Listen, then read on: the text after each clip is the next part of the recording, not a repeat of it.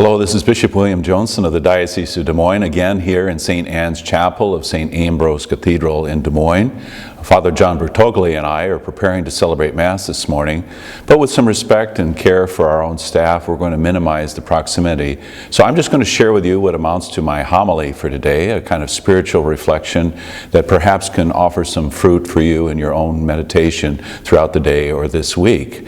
So as they say with the Rosetta Stone language tapes, maybe to listen and then to read John 9, the account of the man born blind, which is our gospel for this fourth Sunday of Lent, and then to listen again, or perhaps push the pause button right now and read John 9 and then continue. We typically think of Nathanael, also known as Bartholomew in the scriptures, as the man without guile. But I think the man born blind in John 9, who is healed by Jesus and then enters into this process of coming to faith, can give Nathanael a run for his money. Amidst those layers of projections and the false connections that people want to make, he says no more, no less than what is the case in unvarnished fashion. Is this the one who used to sit and beg? I am. Jesus sent me to wash, and now I see. I don't know who he is or where he is. He's a prophet. If he's a sinner, I don't know. I do know that I can see. If this man Jesus were not from God, he would not be able to do anything. Who is the Son of Man that I may believe in him? And so he experiences physical blindness. That's one type of blindness. And also some degree of ignorance, a second form of blindness. But for this guileless man, there's not the third and most pitiable form of blindness, the adopted form of blindness, the kind that produces its own darkness from false conclusions or born of that need to explain, to control the narrative of life. For many of the people in the gospel, it boils down to this: if there is disease or disability, then there must be sin, personal sin that's implicated. Jesus defies convention in his Sabbath work of healing, and so he must be a sinner too. This adopted third form of blindness not only obscures who others are, or fails to recognize when God draws near to us, as Jesus does twice for the man born blind. Adopted blindness also distorts our sense of ourselves. It creates a false sense of invulnerability, which becomes energy-consuming as we try to maintain that in the face of various forces. And so in that portion, then we move into a kind of unfreedom. We decide who's in and who's out in our circle of life or in our community. Some of you may know or have heard of Father Larry Gillick. He's a wise Jesuit priest and sought-after spiritual director who lives in Omaha. Father Larry was not born blind, but became blind at age 8. And despite many prayers, even using the water from Lourdes, the shrine, and excellent medical care, he remains blind to this day. In his reflection on this John 9 gospel, he speaks very candidly, without guile one might say, about his own personal journey to come to terms with the blindness, rather than to stew in frustrated resistance to it. He describes this process of prayerfully living within the natural weakness of our humanity. It's a process whereby God invites all of us to enter into. We must allow God, allow ourselves to enter into the muddiness of our own humanity and mingle the Spirit with us. This is not some aesthetic thing, beautiful and pleasing to the senses. Remember, Jesus uses his own saliva to help mingle with that mud that he applies to the man's eyes. Talk about contamination. Yet it is a process of consecration, and a way in which he makes us ever more receptive to how God will engage us. And in the process, as we might become more free, we release our need to know or to hastily draw conclusions and pass judgment. My own mom reminded me recently that when she was a little girl here living in Des Moines, her dad died when she was a kindergartner, and in second grade she was at school at what was then Visitation Parish. Some of the other moms would not let their kids, her classmates, play with her because they thought she must be an illegitimate child. How sad. And what if she was actually an illegitimate child? Would that have made any difference in choosing classmates? Maybe it's already happened. Or surely most of us can anticipate the negative reaction that will be evoked when someone in our circle of life, our family, our work colleagues, test positive for COVID-19.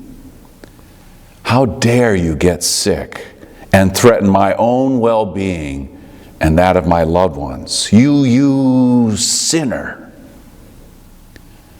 If the man born blind experiences instantaneous healing from his physical blindness, we know it is an ongoing process for him to claim that new identity that frees him to see the Jesus before him, a man like him, but to be able to see much more through faith. He is the Son of Man. He is the long-awaited Messiah. Father Gillick observes that tension between faith and disbelief, between sight and blindness, between a proper sense of our own independence and a grace, faith-based dependence is one he continues to live. But the way we can engage God in this process, it's a tension that will probably take the rest of our lifetimes. But the way we do that not only reflects how we engage God, but how we probably engage others. Is this the one who used to sit and beg? I am. The poet Kay Barnes plays off this sense of I am that is found in the French in the verbs être, to be, and suivre, to follow. Both in the first person singular, je suis. I am, I follow.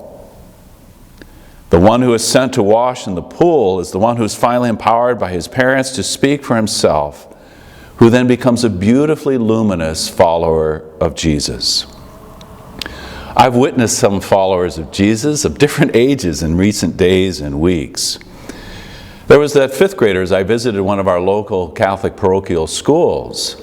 I went through the pre-K up to the 8th graders. It was quite an adventure. And I really didn't have a script, so they couldn't have been prying for any answers in the questions that I posed to them.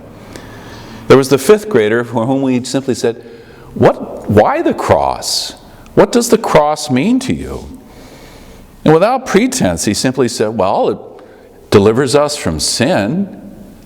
It shows us how much God loves us. And it is Jesus' way of taking us to the Father, to paradise. Such wisdom, such faith, and no guile.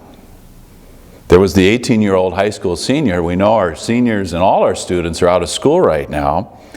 He's not exactly the first one in his class that people would think of to invite to some of their parties with all that goes on there. But as he, for several months and years now, has been sending out little blasts in the evening and prayers and inviting people to pray for others, he seems to be the one that his classmates stop and share some of the deep down things in their heart. Maybe some of those things that are a little muddy and dark for them right now. And they reach out to him. This 18-year-old is a man of great faith, and as he now considers the priesthood, as Christopher Carson calls it, that most dangerous job imaginable, there's a real attraction of a man who's drawn to the priesthood at that age.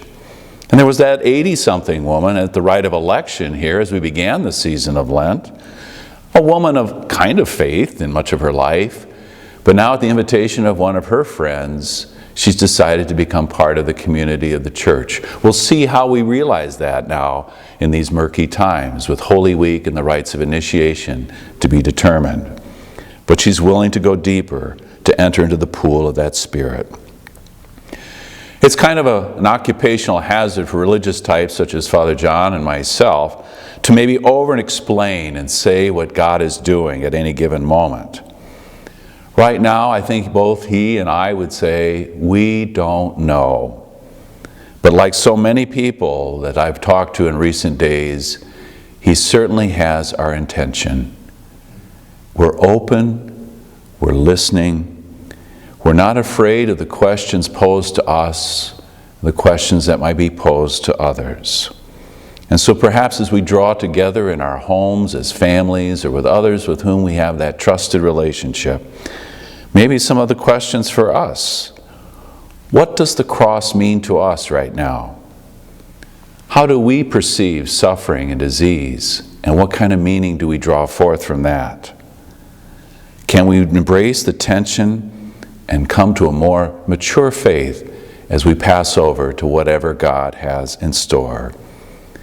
And on this fourth Sunday of Lent, this Laetare Sunday, we're even so bold to ask and declare, where do we find our joy in the midst of so much murkiness?